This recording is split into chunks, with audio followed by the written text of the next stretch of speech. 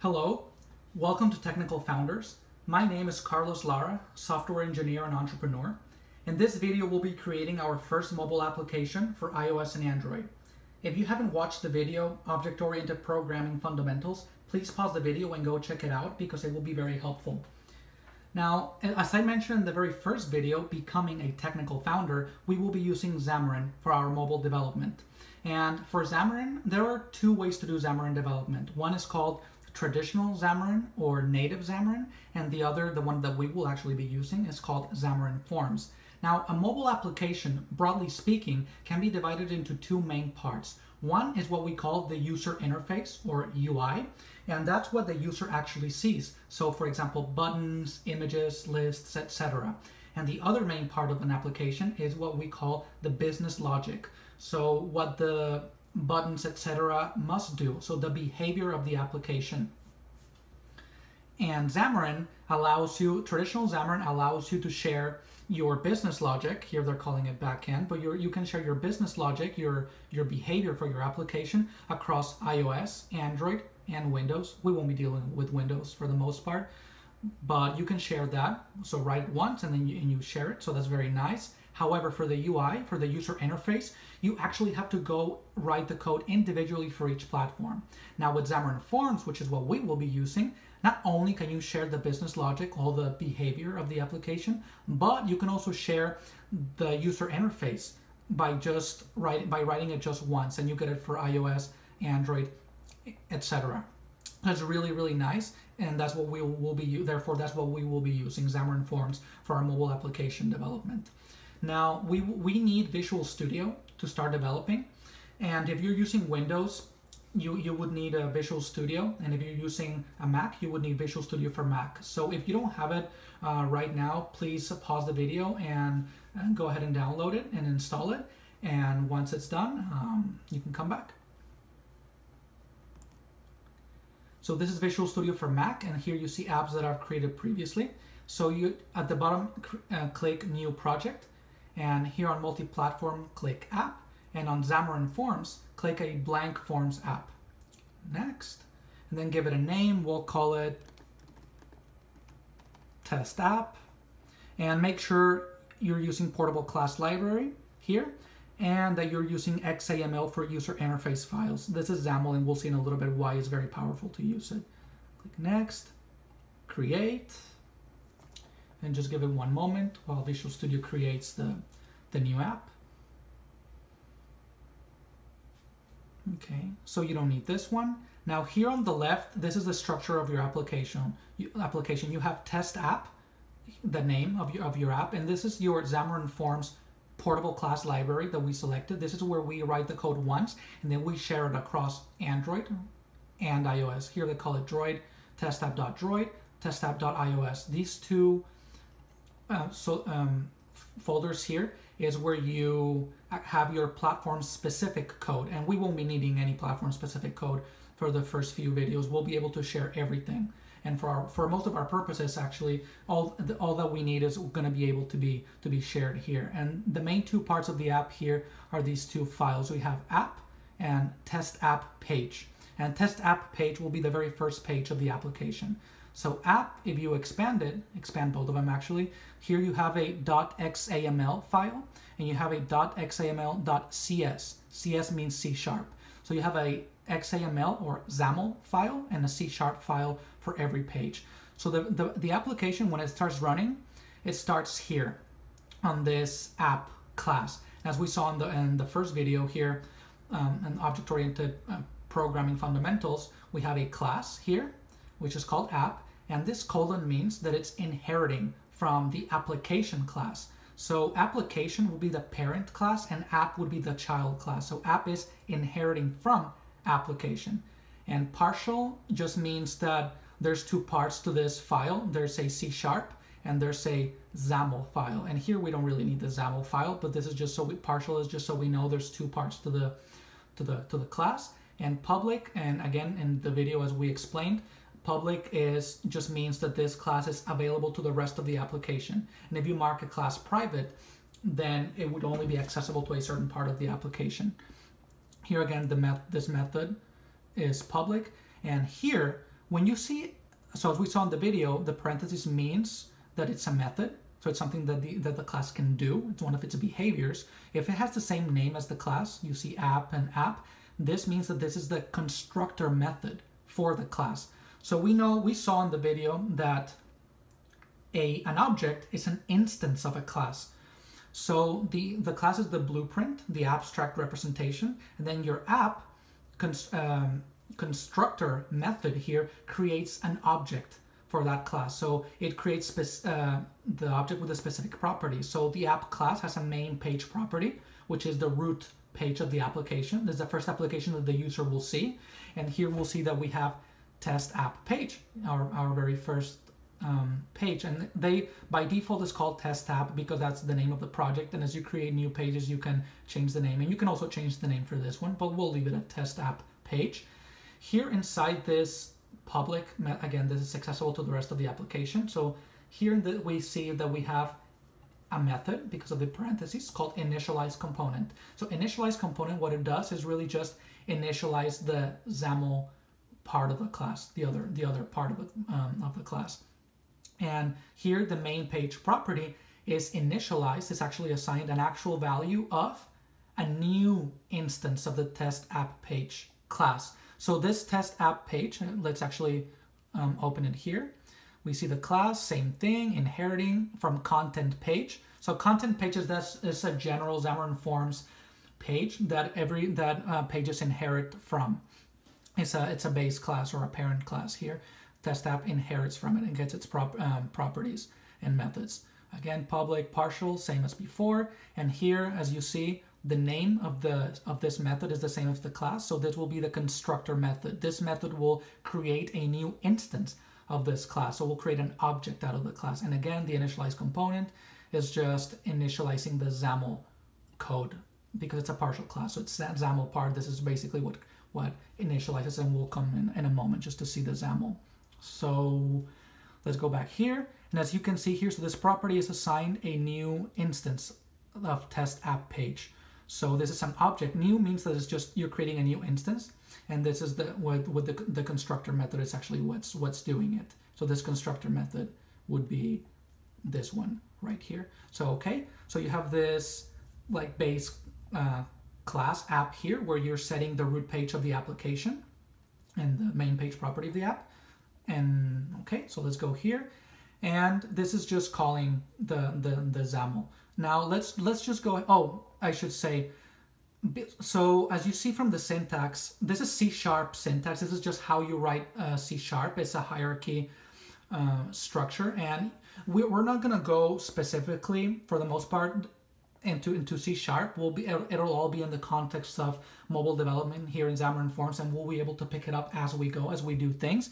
But just note that everything starts with this statement at the top. It's called a using statement. So the using keyword, and keywords are actually different color here. You see this like green color. So using Xamarin.Forms. Xamarin.Forms is a namespace. So what is a namespace? A namespace is just a collection of classes. A namespace is the place where you put all of your classes that you need, and the classes contain the properties and methods that you need. So Xamarin.Forms itself is a namespace that contains content page and that contains all these classes that we need to build our Xamarin.Forms application. So we need to include it here and just say that we're using it. So it's very kind of intuitive to understand here. So you're using Xamarin.Forms. And then here we have the actual namespace for our application, which is called test app, because we just created an app, right? And an app is really just a collection of classes and namespaces like Xamarin.Forms, but here we have the particular namespace for this app, and it's called test app, which is the name of the app that we picked. And you see here where the namespace opens and closes, and we use brackets here. Well, I don't think these are called brackets, whatever these are called. So we use these to open and close a class, for example, or a namespace. So here we open the namespace, and inside the namespace we put the class, and here you can have more classes, but here for this case we only have the one class. And here the class again opens and closes, and things that you need inside the class, for example, properties and methods, go inside of here. So again, you have the constructor method for the class, and again opens and closes, and inside of the method we put the behavior, the things that you need. So here we need this method, for example, that initializes the XAML. So let's go ahead and run our iOS application. Let's just right click on here on the iOS, set a startup project, and here at the top just hit the play and starts. Here we see that it's building the application, and here I'm using emulators or simulators that come with Xamarin.Forms. You can use a physical device, like an actual iOS device if you want, or an Android device, and I do most of the time, but here you can use the built-in ones, the ones that are provided to you. So you see it's only one page. There's really nothing special. It only displays some text here, and it says, welcome to Xamarin.Forms. So from the application, the structure here, we have the content page, and this is really what, a content page. But here we don't see anything that says that where this text was assigned, or where any property was assigned here with that particular value. So that was done in the XAML. So when we do initialize component, it goes to the XAML and initializes it. So XAML, so we don't need XAML necessarily. We can actually do everything in C#. However, XAML is just very nice. As you'll see, it gives us a lot of flexibility. It's very simple to see, very readable, makes the development process a lot easier, a lot faster, and a lot more powerful. And it's very similar to C# in the sense that, again, you have a hierarchy type of structure here where you have a content page, and inside of it, you have the actual objects, the instances of the classes that you need. So in Xamarin.Forms, label is a class. And here in this file, you're creating a new instance of the label class. That's what the angle bracket here means. And this is where you close it. And you initialize the properties inside. And again, we don't really need to do specific learning for XAML necessarily. You can, and it would help, but we can actually learn it as we go along. Just know that inside we have these properties that we can actually assign. And here we're just including namespaces, but it's really not too important right now. So we have this label, and this label has a text property that says, welcome to Xamarin.Forms. And that's what's actually being displayed. And vertical options and horizontal options is just where in the screen this label object is centered. So let's say I remove these, I just delete them, there's default values where this label starts actually at the top and to the left. But we just want it in the center so we can see it better. So that's why those properties are there. Now let's actually run this on Android. So you see that we also have it on Android. So let's start a project. So we have the iOS one here. Now let's actually run it here. Let's stop running. Now let's run it on Android and just give it one moment so that it actually builds an Android. And we'll be able to see that we get the native app for Android, the corresponding native app for Android. They're gonna look slightly different, especially as we add more things like buttons, images, and more functionality in the next videos. You'll see that you can see the differences. The Android looks like an Android app because it is.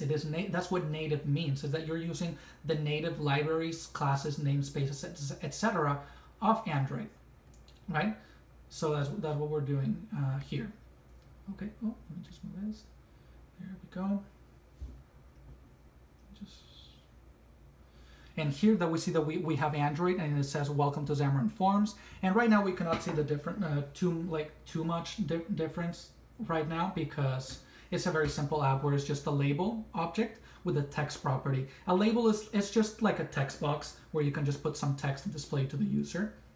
So let's stop running it, and I'll see you real quick how we can actually do this in C# or use these two partial classes together. So here, let's say the text, I don't want it here. Let's say I want to do it in C#. So for example, here I just need to identify the label in the C# file. So let's give it a name, and we do it with the xName property. So let's give it just any name. Let's call it my label, for example. Let's just give it a name. Okay, let's go to the C# file, and here inside the constructor method, because this is what creates the object, right? The object is the one that has the specific properties, and we want a specific property for text. So we say my label, and you see it's right there, and then dot. And here, here in C#, when you have an object, an instance of a class, and you use a dot to actually access its property. So we see here you have no, more than properties. You have properties, and you see here on the left, letter P means property. An M, like here an M, means it's a method, and an E means it's an event. For example, a button may have a clicked event, and the event will trigger some behavior, for example. So you have those three things. So here we want the text. We have text color and others, but we want text, and we want to assign it a certain value. And when we want to display, for example, words, some kind of text, we put it inside quotation marks. And let's say we want to do hello universe from Technical Founders. And then we actually have to close every C# statement with a semicolon here. And again, even in the C# as well, as we go along, we'll pick up the syntax. So right now you can just see kind of how it works. We access properties with a dot and so on. And then with the equal sign, we assign properties. And in this case, we're only dealing with what we call a string. A string is really just a text, a collection of characters. And when it's a string, a collection of characters, we put them inside quotation marks. Okay, so now let's go ahead and run the application in Android again. And let's see what we get.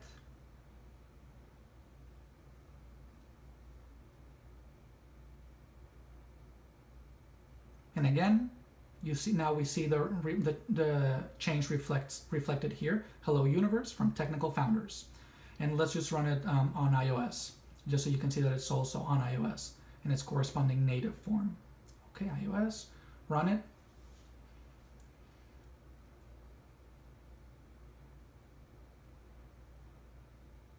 Hello universe from Technical Founders. So congratulations, you created your first mobile application for iOS and Android simultaneously by just writing the code once in one place, very easily.